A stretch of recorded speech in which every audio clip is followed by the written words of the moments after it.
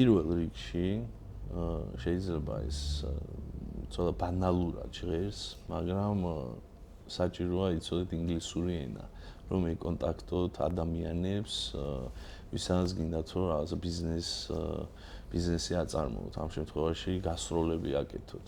ან ვთქვათ თუ სპექტაკლით არ წახვალთ, დადგმაზე მიგიწვიონ და ასე შემდეგ, ნებისმიერი სახის ურთიერთობა. რაც შეეხება თვითონ როგორ ვაკეთებთ ამას, ხო? აი ესე რომ ვეკონტაქტებით, ეს ფესტივალი იქნება, თუ დიდი თეატრები იქნება, თუ რაღაც ინსტიტუციები იქნება და ყველაფერი არის მოლაპარაკებაზე. ყველანაირი მოლაპარაკება შეიძლება რომ განხორციელდეს. მათ შორის ისეთიც, რაც შეიძლება ამ წამს წარმოუდგენლად მიგაჩნიათ.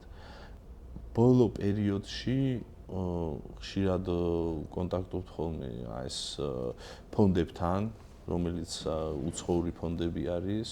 აი ხაც მაგალითად პოლონელებთან გვაქვს ერთი დიდი პროექტი, რომელსაც მაისში განვახორციელებთ და ესეც იყო აი ესეთი ინტენსიური მუშაობის ხარჯზე. და ეს იქნება ევროკავშირის დაფინანსება. იმიტომ პოლონეთი გახდა ევროკავშირის თავმჯდომარე ქვეყანა და ნუ წელს ძალიან ბევრი პროექტი იქნება ამ მიმართულებით. თვითონ საქართველო დღესდღეობით კულტურის სფეროში არის ევროკავშირის წევრი ქვეყანა და იქიდან გამომდინარე რომ ეს ენის ბარიერი არსებობს, რა ვთქვათ, მოლაპარაკებების ხრიკები და ტექნიკები ნაკლებად იციან ადამიანებმა, აქედან გამომდინარე თავიანთ წილს, რაც რეალურად ეკუთვნით ევროპული ფონდებიდან, უბრალოდ ვერ იღებენ.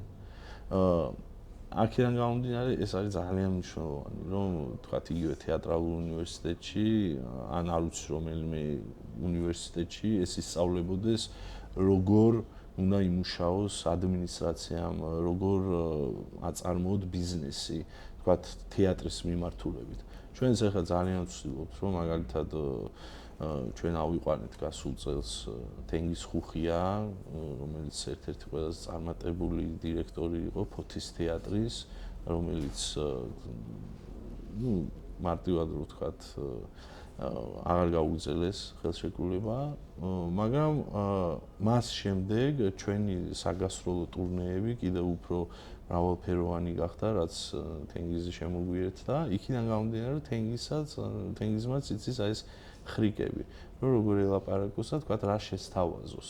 თქვენ უნდა გქონდეთ რაიმე ნაწარმი, ხარისხიანი, რამაც შეიძლება დააინტერესოს, მოხიბლოს თქვენი პარტნიორი და აი ამაზე უნდა იფიქროთ, თორემ ის რომ მაგალითად თქვენ რაღაც სპექტაკლს დადგავთ და მე კალთას მოგახევთ მთელი სამყარო, ეს არის სრული აბსურდი.